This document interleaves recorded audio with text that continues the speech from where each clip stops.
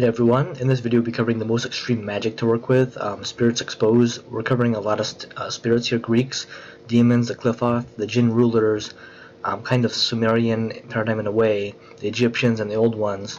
But these are the most extreme spirits that society and sort of the occult and magic as a whole kind of consider not dangerous but risky, almost taboo to work with. That's the old ones. Sort of Baphomet, if you know what Baphomet is or who Baphomet is, it's a very mythologically sort of risky and kind of questionable symbol. But Beelzebub, the Greek spirit, and yeah, if you look it up, these are Greek spirits. People don't realize that Leviathan isn't a demon. Behemoth, Hades, Beelzebub are not demons; they're Greek spirits.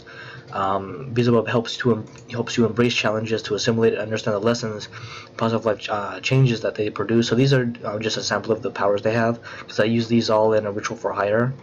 I'm an occultist. I do active sorcery every day, almost sort of meditating with the spirits constantly.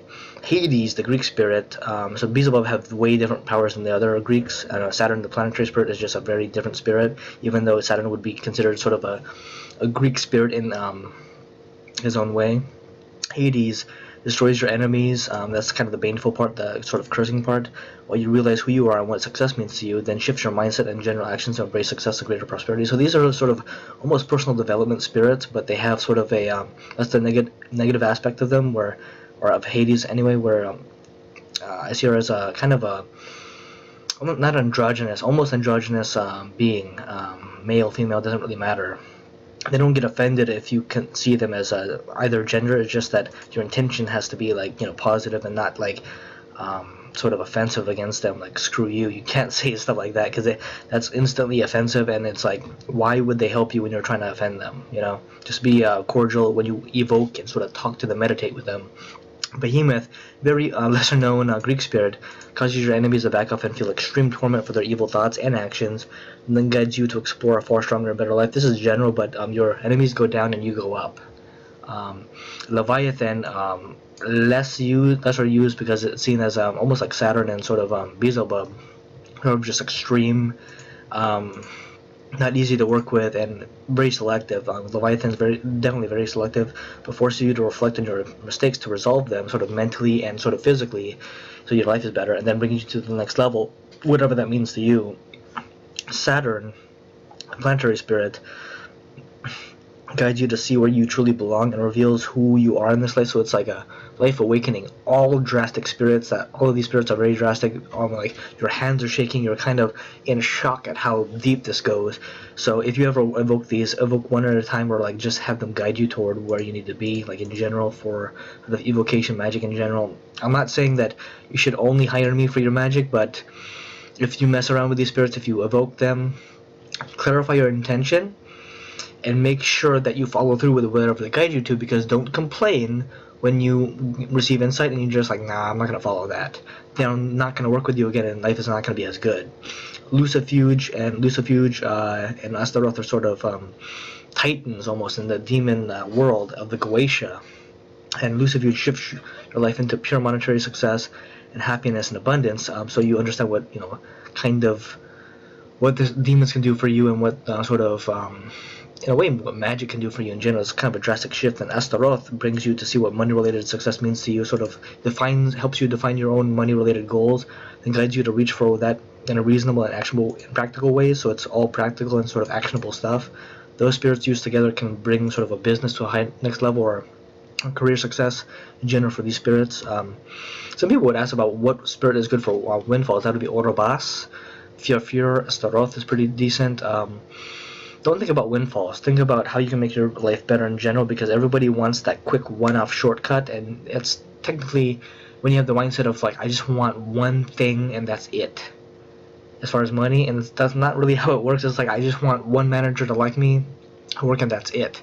It's like, that's all you're asking for. You don't want general life success, general work success. That's why the demons and all the other spirits, angels and jinn in general, even the Greeks, archangels are a little different, smoother. That's why they're not here. But you have to ask for something that's meaningful and purposeful. And windfalls tend to happen in general, but they don't really You have to earn those. You have to earn windfalls, and I've gotten them in this life: 5 figures, 4 figures, meaning 1,000 and 10,000, kind of, those figures of money. And it's not a bad thing that you have to earn it. It's just that you appreciate it more when you earn it, and that's what the spirits force you to do. They open your eyes to see what you need to do in order to reach that level. Windfalls just happen along the magical path, really. The Qliphoth is a negative aspect of the regular angels, and it's called the Shem HaMefarosh. I have the book down below, and I have videos on the Shem HaMefarosh, but they're the same angel names, but they have a negative aspect, and it's very intense. It's sort of like working with Leviathan or Saturn, where everything is pushed into overdrive, and you're like forced to see your bullshit, your past mistakes. Everything is blunt, everything is clear, everything's sort of clarified in a way so that you can't bullshit yourself or lie to yourself or lie to others in a different way. And if you work with a Qliphoth, you just have to have purely qualified intentions, work with other spirits first, and then they're like more advanced spirits, but it's like a lot of practitioners wouldn't work with a Qliphoth because they feel it's too intense. But for me, it's just sort of know yourself, and you will know the spirits better in a different way, and they can help you in all different ways. The Jinn rulers are very unknown, 9 in total. They basically rule over the Jinn spirits, the Jinn in general, and it's not a joke that they are very selective with who they work with, but I work with them very intimately, and it's said that they're through Solomon that they're related to sort of the demons, and I see them as related to King Philip through sort of history and mythology, and the angels are sort of connected to the Rome or Greek, however you see it, leader, the richest guy in Babylon, Dionysius. That's who the angels are connected to. And sort of Apostle Peter is connected to Archangel Peter. Like if you see that connection, it's just understanding how everything connects together. It's a really interesting combination. But the Jinn rulers are equal to, in my eyes, the demons and the angels, but they serve sort of purer intentions and sort of more robust goals, grander goals. And you work with the Jinn through hopefully somebody who's trusted, like me, or if they reach out to you, you just work with them. But they're a lot more selective. That's why we're not really. I wouldn't recommend a lot of people work with them, because your life will flip upside down if you have negative intentions, like want to curse somebody and they don't deserve it, or you're just not thinking about it correctly. Just don't work with the Jinn if they haven't invited you in. Baphomet, Ahriman, and Hecate. These two, technically Persian, from what I understand. I associate with Sumerian. Baphomet is kind of loosely associated with Sumerian differently.